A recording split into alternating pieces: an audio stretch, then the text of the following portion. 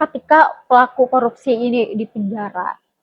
Nah, itu efektif nggak sih? Enggak. Nggak ya? Sangat. Karena Kalau menurut aku pribadi ya, enggak ya. enggak. Kenapa? Menurut Pasti kamu?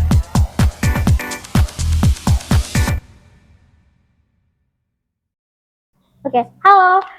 Suara kampus dari kampus untuk Nusantara.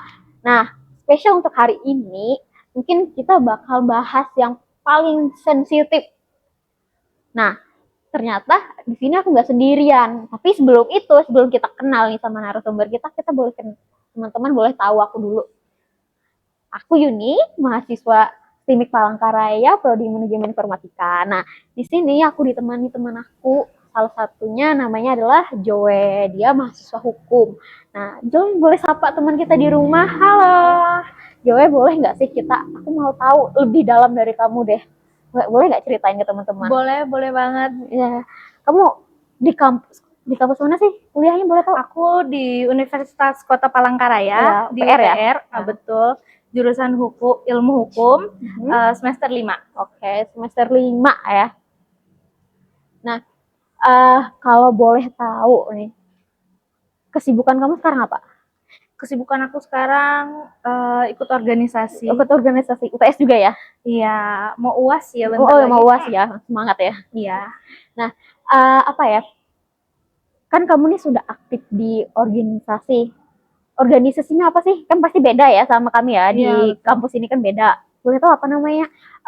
Kalau di kampus kami ada Peradilan Semu. Aku ikut Peradilan Semu. Itu adalah simulasi bagaimana suasana persidangan. Keren banget. Dan PMK ya. Okay. Persekutuan Mahasiswa Kristen. Nah, tadi apa tadi? Yang sebelumnya tadi Peradilan Semu. Ya, Peradilan Semu itu kayaknya menarik. Kamu apa? Kasih hukuman ke orang gitu ya? Ngedakwa orang gitu.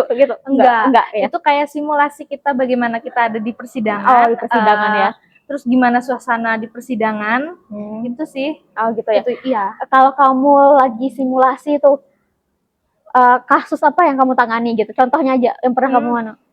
Yang aku tanganin biasanya kami biasanya warisan. Warisan. Warisan. Karena itu menghitung. Iya, terus oke. Itu sering banget terjadi itu. Iya. Terus betul. Kayak perebutan hak asuh anak. Itu aja sih. Itu ya satu contohnya ya. Nah, kalau boleh tahu kan, aku sendiri kan masuk ke IT itu karena aku tertarik nih di dunia teknologi, apalagi di coding buat aplikasi.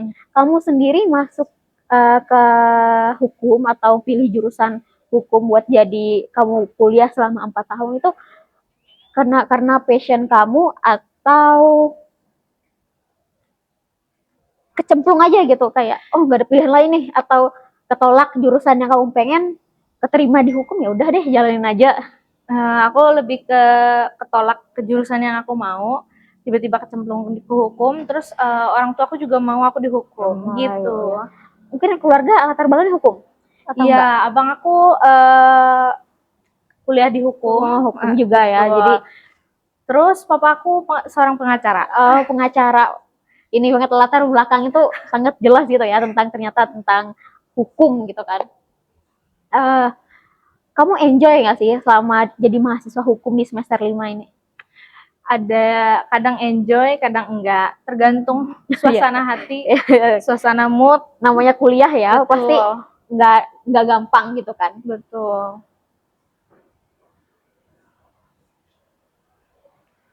Nah, tadi kan kita udah ngomongin perjalanan kamu nih jadi mahasiswa hukum, atau kayak latar belakang kamu ternyata emang keluarganya banyak yang dari hukum ya. Nah, kamu pasti bukan kepikiran lagi sih, sering lihat, sering dengar di berita di mana-mana itu korupsi. Di otak kamu kalau kedengaran korupsi itu apa? Menurut aku korupsi itu adalah kayak apa ya? Kayak dana pemerintah yang disalahgunain ya? Betul, disalahgunain. Ya. Terus digunakan secara untuk sosial, untuk pribadi ya, betul. Kayak ini sebenarnya buat masyarakat, tapi Iya. aku pakai buat seneng-seneng gitu kan. Betul. Betul ya, salah satu contohnya gitu kan. Nah, kan kalau korupsi ini kalau kita lihat itu, kalau nggak korupsi itu pasti berkaitan dengan korupsi uang dan jabatan. Ketika dia punya jabatan yang lebih tinggi, dia malah bukannya melakukan sesuatu hal yang baik gitu loh untuk masyarakat, dia malah korupsi gitu. Kayak kamu ngelihatnya tuh pakai kacamata kamu tuh gimana? Menurut aku, boleh tadi Ya, pertanyaan? pertanyaannya kita ulang lagi ya. Iya, Nah, terlalu panjang. panjang banget. Nah, kita singkat lagi. Korupsi itu berkaitan dengan uang dan jabatan. Betul. Ketika mereka sudah dapatin semua itu, mereka malah korupsi. Kamu gimana responnya? Menurut aku itu suatu yang kayak padahal mereka tidak apa ya, nggak harus ngelakuin itu. Mereka lagi pula mereka juga udah ada jabatan, udah ada uang, udah gajinya udah pasti gede banget, gede banget, tunjangannya besar, uang makan, uang bensin. betul setuju. Menurut aku apa ya, kayak haus kekuasaan, enggak betul, haus banget kayak kurang ini ya, serba kurang semuanya. betul. Ya, serba kurang gitu. Kayak kenikmatan yang pemerintah kasih ke kalian, negara kasih ke kalian kok kurang gitu ya. Sampai kayak tega gitu kan ngambil hak masyarakat gitu. Nah kan kalau dilihat-lihat, ini kan tadi kita cerita kalau korupsi itu yang dilakukan sama mereka pejabat kan, mereka yang ada di duduk pemerintahan. Kalau di masyarakat, contohnya apa sih? Kayak mungkin di kita gitu. Tapi bermaksud lingkungan aja dulu, lingkungan tempat tinggal gitu contohnya. Contohnya itu korupsi dana. Dan apa? Banyak ya contohnya. Contoh paling simpelnya, salah satu korupsi adalah ketika kita cucuk pentol, itu kita dipentol padahal kita cucuk 5, tapi yang dibayar cuma 2. Aduh, itu salah satu tindak korupsi. Itu teman-teman, aku yakin di rumah pasti lakuin itu. Mungkin teman-teman yang di belakang layar juga mungkin apa ya, pernah kali ya. Iya, pernah melakukan itu. Apa ya, kataku, aku pernah itu waktu SD. Ternyata dari kecil kita udah pernah korupsi. Iya, betul, dari kecil kita nggak sadar ya. Iya, betul sekali. Ternyata korupsi itu akar masalahnya tuh di mana menurut kamu? Menurut aku akar masalahnya itu di masyarakatnya sendiri, karena kurangnya apa ya namanya? Edukasi ya. Betul, bukan edukasi aja, terus kesadaran diri sendiri. Iya, betul. Kayak ngerasa dikit doang, masa nggak boleh. Masa orang cuman 1.000, 1.000 juga dikorupsi teman-teman. 1.000 itu berharga loh teman-teman gitu kan. Nah, gitu kan, 1.000 aja dikorupsi gitu loh. Emang kamu nggak mampu itu gitu? Nggak ada uang itu ya kan, setega itu gitu kan, sampai itu loh kayak Paman Pentol kan pengusaha kecil, UMKM kecil, kok tega-teganya sampai korupsi. Aku lebih miris lagi kalau ternyata yang korupsi itu adalah orang yang ternyata berpenghasilan gitu kan. Betul. Itu aku miris banget. Nah, tadi kan kita ngomongin di masyarakat. Sekarang korupsinya ini di lingkungan kampus nih, kita boleh lihat nggak sih? Menurut kamu ada nggak sih yang kejadian-kejadian kayak mungkin terjadi di lingkungan kampus? Ada, pasti ada. Nggak mungkin nggak ada. Contohnya apa sih menurut kamu? Contohnya uang dana Natal. Dana Natal terus kadang sering dikorupsi, bilangnya untuk keperluan apa ya? Contohnya dekor ya, contohnya ya, dekor. Mungkin 200.000, dibilang 300.000. Sering terjadi itu. Ya, itu di kepanitiaan. Nah, salah contohnya yang benar-benar aku ngerasa ini tuh kan, aku kan baru masuk kuliah nih. Nah, diajaklah sama kakak tingkat buat join kepanitiaan. Nah, saat kami buat apa ya namanya itu, buat apa sih? Buat rekap dana gitu kan, apa perencanaan dana. Itu tuh RAB. Ya, RAB, bener, RAB. Nah, kan misalkan dana buat barang itu cuma 200.000. Betul. Nah, kami lebihin lagi dari 200.000 dikali lipat jadi 400.000. Betul. Waktu kita beli barangnya nih, kita minta apa? Nota kosong. Betul, minta notanya. Cap, wah itu nota Betul. kosongnya kita minta cap, kita tulis sendiri. Itu salah satu tindak korupsi juga guys, tindakan curang ya, curang banget malah. Nah, kalau apalah, aduh aku melihatnya tuh miris banget sih. Jadi kalau menurut kamu sendiri nih, itu pernah kejadian gak sih di di lingkungan kamu sebagai mahasiswa hukum nih, di teman-temanmu atau mungkin orang yang kamu kenal? Menurut aku untuk sekarang atau ya, depannya ya itu nggak ada ya. Semoga jangan ya, soalnya kan kalian dari mahasiswa hukum, betul, kedepannya mungkin bakal berkecimpung juga di hukum. betul. Itu kacau banget sampai ada yang kayak gitu. Tapi menurutmu kalau itu kan tadi dana uang korupsi ini, mungkin dari dosen-dosen bahasa sebut dong Mak, mungkin ada nggak? Pasti ada ya. Itu Ada ya. Itu bukan apa ya, rahasia umum lagi gitu kan? Ya, bukan rahasia umum lagi ya untuk di lingkungan kampus. Bahkan bukan cuma di hukum, mungkin di kampus lain pun ada. Iya pasti. Setiap fakultas, setiap jurusan tuh ada. Betul. Contohnya jual nilai, setuju nggak? Iya, jual nilai, jual buku. Jual buku itu viral tuh di kampus semua. Betul. Nah, tadi nih, kalau itu kan skala luas ya, bukan luas sih, lebih ke lingkungan kita nih. Kalau di luar, kita persempit lagi di kelas. Apa sih contohnya korupsi itu? Titip absen. Siapa yang pernah titip absen? Jangan ya, jangan titip absen. Iya, itu korupsi yang direncanakan. Setuju? Betul, itu korupsi yang direncanakan.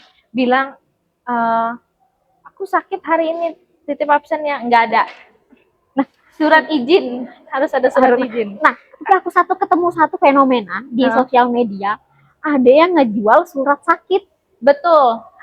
Itu termasuk tindakan korupsi teman-teman. Jangan lupa kalau sekecil apapun yang kalian lakukan itu tuh tindakan korupsi. Betul. Jujur aku sedih banget sih ya, karena apa ya, kita kan mahasiswa kan. Betul. Jargon kita apa, hidup mahasiswa gitu kan. Hidup mahasiswa sekali. Itu kalau kita jargon keluarin setiap kita demo, setiap kita melakukan aksi kayak gitu kan.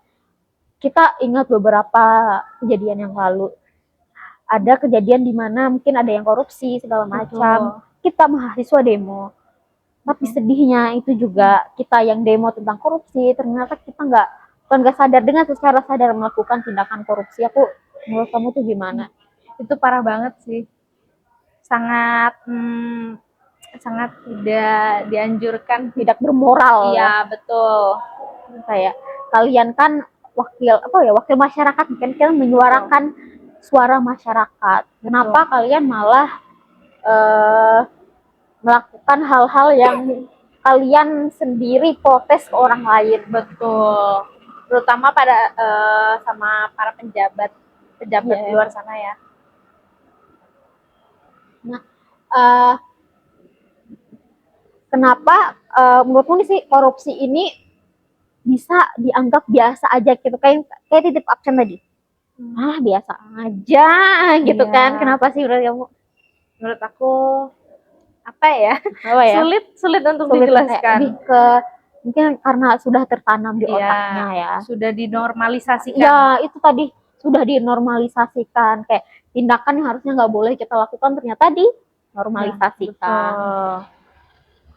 Tadi setuju nggak kalau tindakan korupsi kecil itu tadi dimulai dari nyontek, titip absen, itu bisa jadi korupsi besar? Setuju banget. Kita nggak tahu ya, nanti setelah dia lulus kuliah, setelah dia selesai jadi mahasiswa, dia terjun di dunia pekerjaan. Entah dia mau jadi apapun, bisa korupsi. Itu kayaknya salah satu contohnya kan. Betul. Nah, kalau kamu nih, reaksi kamu gitu ketika tahu mungkin teman-temanmu nih melakukan tindakan-tindakan apa ya yang seharusnya kamu lakukan tuh apa sebenarnya? Mungkin tapi kamu kepengen ngelakuin nih tapi agak segan, agak takut gitu kan, yang mereka tadi titip absen, ngontek segala macam. Kalau aku pribadi untuk titip absen itu enggak. Aku mau aku sakit, mau aku males, lemah, letih, lesu, aku tetap datang karena absen nomor satu. Nomor satu ya. Ya. Kalau teman-teman kamu ngelakuin itu, kamu kan kompi ya? Betul, Nah, ya betul. kompi. Nah, kalau ternyata nih ada teman kamu mahasiswa nih, ternyata titip absen, apa yang kamu lakukan? Yang aku lakukan adalah langsung ku coret. Coret ya, Ya, coret. aku Nggak mau blacklist. lapor dosen ya? Harusnya. Enggak lapor dosen, cuma- tapi akan dikenakan sanksi sosial. Ya, Oke. soalnya pernah ada kejadian adik kelas titip absen dan itu kami kasih sanksi sosial karena kami satu kelas tuh nggak pernah titip absen. Oh, ya, good. Kami kasih sanksi sosialnya, contohnya kayak tiap matkul itu kami kayak siapa titip absen, siapa titip absen, jangan ya dek ya, jangan. Ketika apa ya, ketika hukum nggak bisa bersuara, kita kasih sosial yang bersuara. Betul. Ingat ya teman-teman, jangan pikir kalau ketika kalian lakukan korupsi, kalian aman-aman aja. Kalian nggak tahu masyarakat yang akan menindak kalian. Betul. Tuhan juga menindak. Ya, Tuhan maha melihat teman-teman. Ingat itu ya. Betul.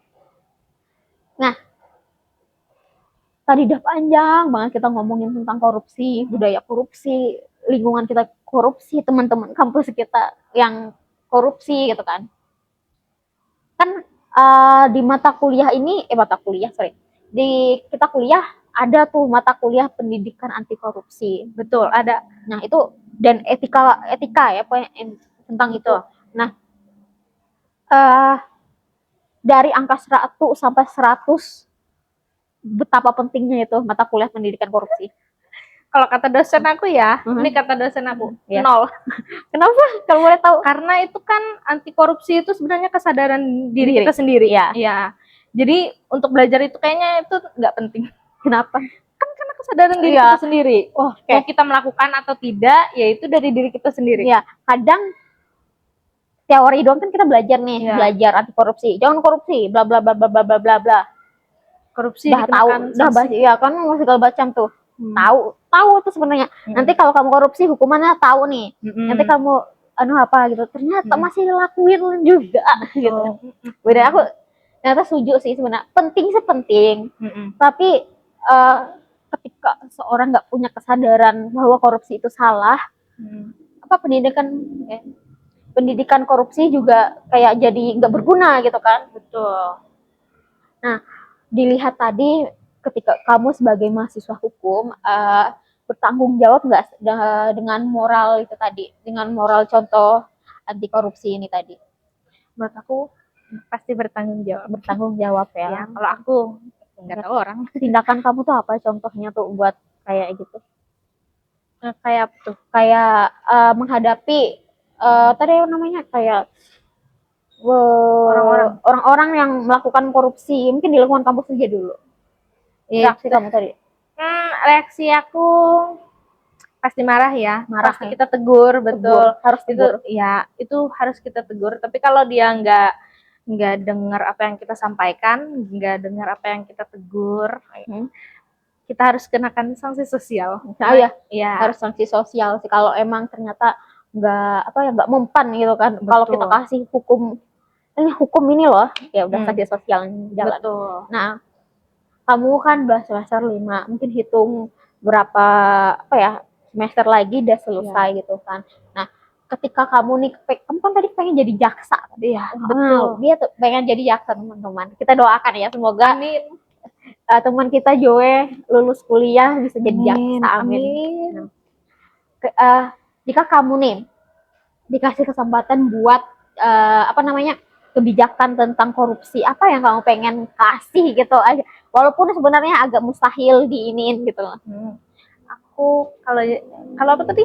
Kalau kamu jadi yang jaksa atau apa gitu, punya kebijakan buat lawan atau buat peraturan atau masukin ke undang-undang gitu tentang korupsi ini, apa yang pengen kamu lakuin? hukuman mati ya. Ya orang-orang Iya, mau tuh biasanya iya. hukum mati ini gitu. Karena kalau kita penjara aja kayaknya masuk telinga kanan keluar telinga kiri ya. setuju nggak kalau dihukum itu Tumpul ke bawah, tumpul ke atas, tajam ke bawah. Nah, betul, betul sekali. itu kalau dihukum pasti ramai itu kalau ngomongin itu ya. Betul, Oke. betul. Nah, menurut kamu nih, kamu pernah terlibat nggak di korupsi? Nggak dong. Mungkin kalau kecil-kecilan pernah ya. Apa? Contohnya waktu mamaku beli sesuatu, jadi beli gula lah, 2.000 ya, kayak 20.000, gulanya harganya 18.000, aku korupsi 2.000. No ya. Ya itu nggak boleh. Ya teman-teman itu ya. Nah, ketika kamu udah lihat tadi kita udah ngomong panjang lebar, pesan kamu tuh buat teman-teman kita atau generasi kita Gen Z ya, tentang korupsi atau lawan korupsi itu apa? Pesan kamu gitu? Pesan aku jangan korupsi, Jangan nggak baik. nggak baik. No. Oke. Jadi tadi kan kita udah banyak ngomongin apa segala macam kan. Nah, ternyata ada teman-teman di belakang layar yang pengen tahu gitu kan, pengen nanya ke kamu gitu kan. Nih,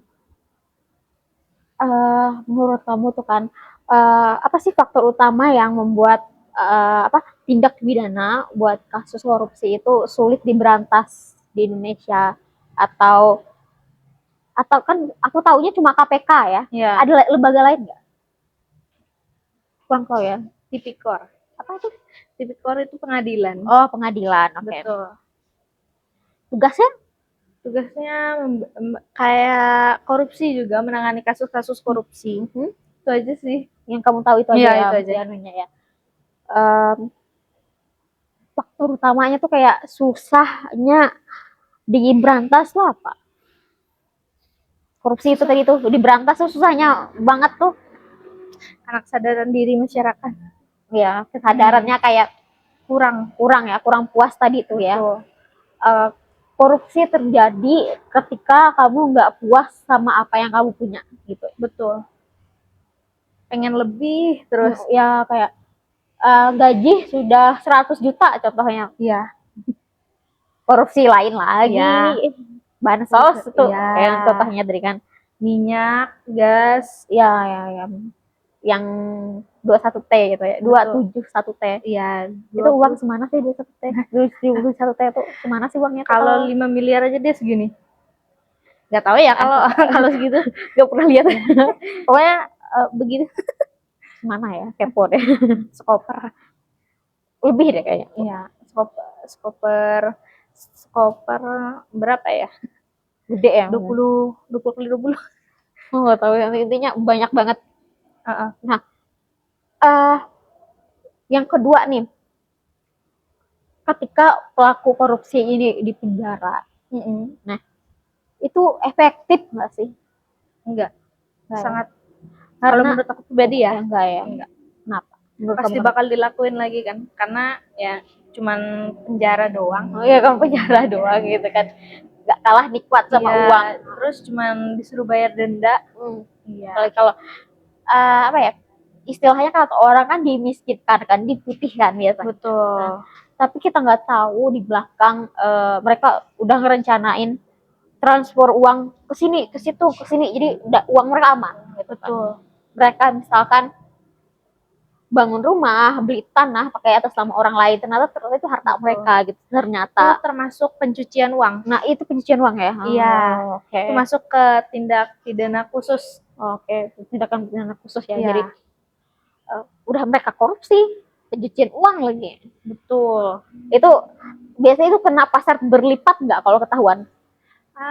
Pasti kena. Tapi karena namanya pencucian uang, pasti uang itu udah dicuci. Contohnya kayak udah beli aset, aset ini, aset itu, tapi pakai nama orang lain. Betul. Entah misalnya contoh aja ya.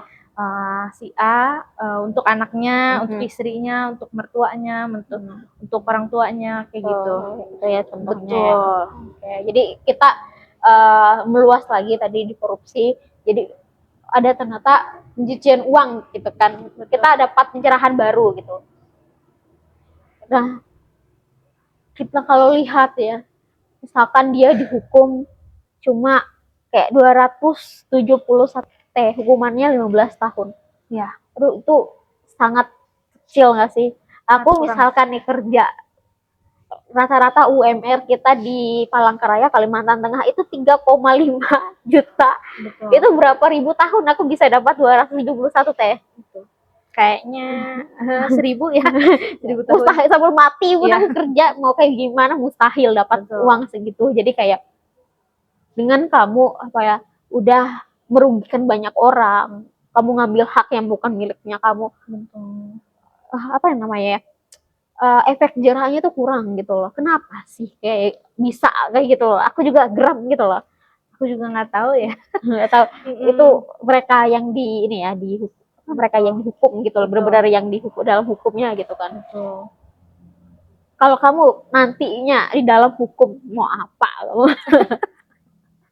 Menegakkan keadilan Menegakkan pastinya ya. kalau harusnya ya. Kita berdoa ya teman-teman kita ini bisa sesuai janjinya gitu kan, menegakkan hukum yang sebaik-baiknya gitu, yang jangan sampai adil gitu kan, kayak justice apa justicia ya, yang itu kan yang timbangannya tuh harus rata gitu. Betul. Kan gitu. Jadi tindakannya jangan sampai ada yang turun sebelah naik sebelah. Betul. Kayak gitu. Ngomongin tadi hukuman yang cuma 5 tahun 15 tahun terus denda, dia korupsi 271 T, dendanya cuma 5M. Itu dikit kecil banget. Kayak kita punya uang 1 juta, dendanya cuma 5.000, ya nggak sih? Betul.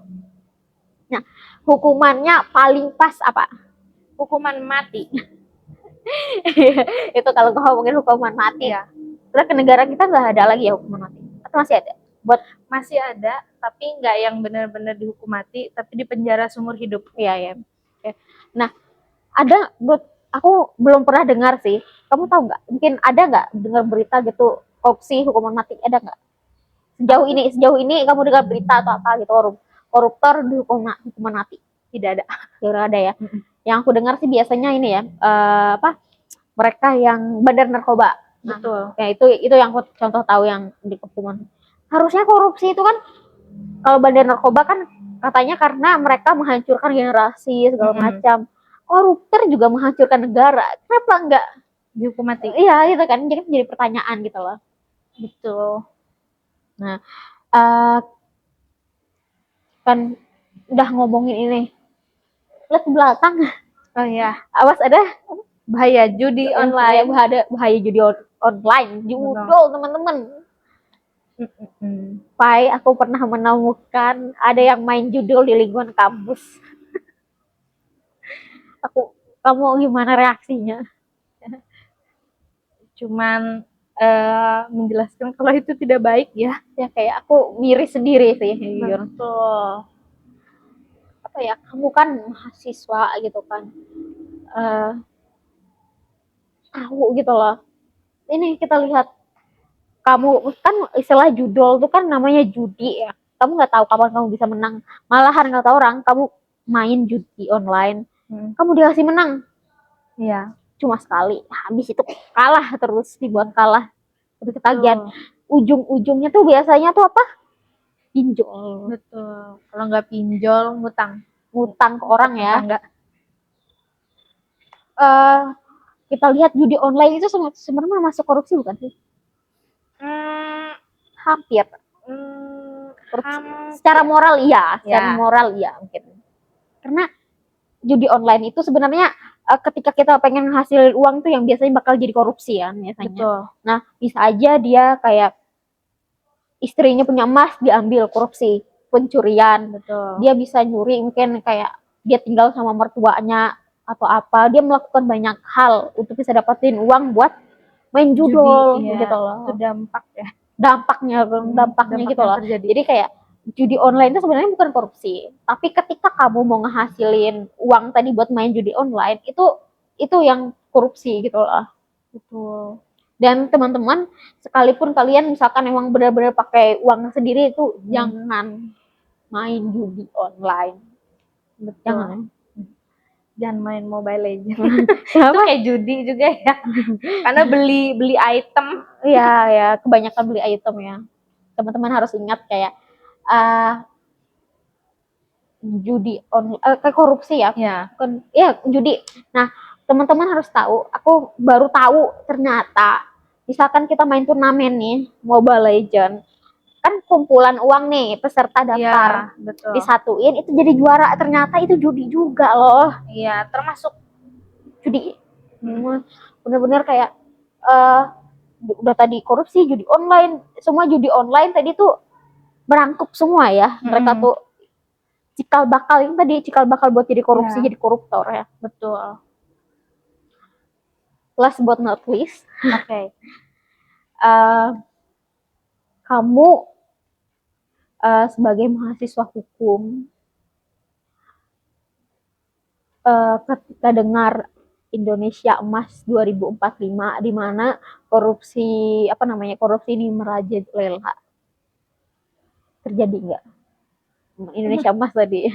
Nggak tahu ya. Nggak tahu ya kita ya. Nggak tahu ke depannya ya. Aku sendiri kayak ketika ada seseorang yang ngomongin Indonesia bakalan emas di tahun 2045, Indonesia menuju emas 2045, nah gitu, generasi emas segala macam. Itu tuh ada keraguan di sendiri. Cuma aku masih berharap ada masih kesempatan menuju Indonesia emas tadi gitu kan. Soalnya aku dengar ada beberapa kasus di generasi kita ada koruptor termuda di umur 25. Betul. Nah, itu contohnya tadi. Aku ngerasa kayak miris banget gitu lah. Aku harap kayak generasi Gen Z itu melek bahwa kalau kita sendiri pengen maju, kita sendiri pengen punya masa depan yang cemerlang untuk anak kita nantinya gitu kan, setelah kita menikah, ya kita jangan korupsi gitu kan. Betul. Mungkin kamu ada yang kamu pengen sampaikan ke teman-teman yang di rumah? Jangan korupsi ya guys, sekecil apapun uang itu termasuk korupsi. Ya ingat teman-teman, Rp1.000 yang kalian ambil dari hak orang lain itu korupsi teman-teman. Oke, jadi tadi kan kita udah sama-sama jawab pertanyaan teman-teman yang ada di luar kamera ya, di belakang kamera. Kita boleh nggak sih ngomongin kasus? Kayaknya nggak masalah ya. Nggak masalah ya. Aku baru aja nih cari di berita gitu kan. Ada kasus yang paling besar gitu loh. Paling ramai malah gitu kan yang diomongin gitu loh. Salah satu di BUMN malah ya. Mungkin kayak perusahaan impian mahasiswa, aku juga pengen sih gitu. Cuma ternyata melakukan tindakan korupsi gitu. Itu Pertamina. Betul. Yang ternyata mereka itu kan pengelolaan bahan bakar BBM gitu kan, kayak bersubsidi atau non subsidi. Kalau teman-teman nggak tahu, yang subsidi itu kayak apa namanya, Pertalite. Nah, kalau yang non subsidi itu tadi Pertamax-nya. Nah, itu. Nah, di sini disebutkan estimasi kerugian gitu kan, korupsinya ini mencapai 1.608,5 triliun. Hampir besar ya. Kuat, hampir besar. 1 triliun. Aku malah nggak tahu kali setelah triliun tuh apa. Aku juga nggak tahu. Itu uang kayak gitu gede banget. Banyak sih. Itu seruangan bisa jadi lebih. Kalau kamu punya uang segitu mau apa? Wah, banyak sih yang mau dibeli ya. Kekayaan Bill Gates berapa sih? Kekayaan Bill Gates? Kekayaan aku cari ya di saudara aku di siapa? Bukan Google, ChatGPT. Kekayaan Bill Gates kan yang paling kaya. Orang paling kaya. Oh, kekayaannya di Indonesia turun di bentar dulu, ternyata berapa nih? Di rupiah deh. Di rupiah. Banyak banget sih. Berapa ya? Bentar dulu. Udah hitung. 1.680. 1,680 triliun. Nah, mungkin hampir mungkin orang terkaya ketiga keempat lah gitu mungkin ya kalau dengan uang segitu. Kalau di Indonesia sendiri orang terkayanya orang terkaya. Aduh, saudaraku ChatGPT harus tanya di Indonesia. Kalau setahu aku Raffi Ahmad ya. Enggak sih, enggak ya. Kalau itu kan sama apa kan? Kekayaannya yang punya rokok 700 triliun. Itu ternyata kalau korupsi tadi, kalau itu dilakukan per orang, orang terkaya di Indonesia. Betul.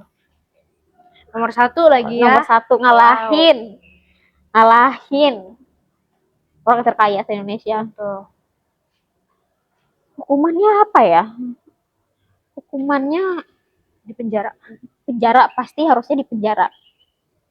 Kita lihat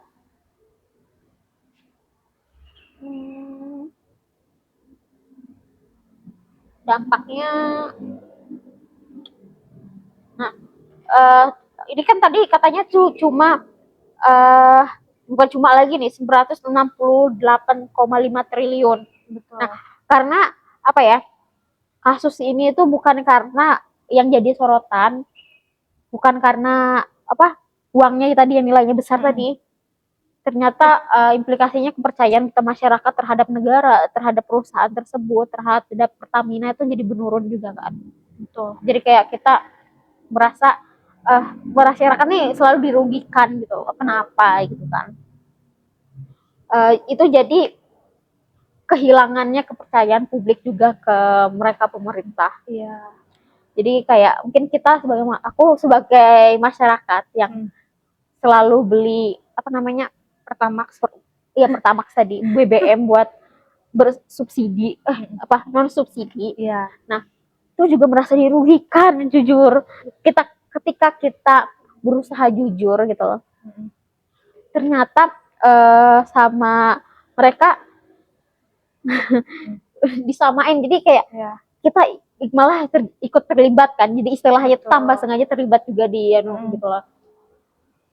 Itu aku jujur sedih banget. Jadi oke, terima kasih udah panjang lebar kita ngomong sampai pinggangku sakit banget ya. Jadi kayak aku terima kasih banget buat Joe udah bisa hadir dan sama-sama ngobrol, dan juga terima kasih buat teman-teman yang ada di rumah yang udah nonton video ini sampai selesai gitu. Semoga nggak bosen-bosennya. Nggak bosen-bosennya sama aku. Joe mungkin ada close statement. Pantun gitu, kasih pantun apa gitu. Aduh, nggak ada ya. Karena mendadak ya. Mendadak ya. Oke. Aku kasih pantun ya. Ubur-ubur ikan lele. Mantap. Jangan korupsi, Le. Anjay. Nggak sadar dah mau gelap. Jadi kayak mungkin kita sudah di ujung podcast kita hari ini. Juga aku berterima kasih buat Joe sudah hadir bersama-sama kami gitu kan. Sama-sama teman juga di sini gitu. Aku sangat-sangat terima kasih, tadi hujan kan datang ke sini. Ya kan gitu. Aku sangat mengapresiasi Joe boleh hadir sebagai bintang tamu aku di sini. Aku terima kasih sekali. Nah, mungkin sebelum kita selesai benar-benar cut, apa yang kamu pengen kamu sampaikan gitu loh. Ada nggak kamu kasih close statement gitu? Pertama-tama aku izin buka HP ya teman-teman. Ya, kita nggak apa-apa, baca aja. Close-nya adalah korupsi bukan sekedar pelanggaran hukum, tetapi juga pengkhianatan terhadap rakyat, kepercayaan rakyat juga. Setiap tindakan korupsi mencuri masa depan bangsa. Mari kita jadikan integritas sebagai budaya, bukan sekedar slogan. Hanya dengan kejujuran dan tanggung jawab Indonesia bisa benar-benar merdeka dari korupsi. Ya, benar. Jadi dengan kejujuran kita bisa bebas dari korupsi. Jangan lupa nonton di podcast selanjutnya. Untuk podcast sekarang akan selesai di hari ini, detik ini, jam ini. Sampai jumpa di next episode. Bye-bye. Terima kasih, Joe. Terima kasih banyak ya sudah mengundang saya.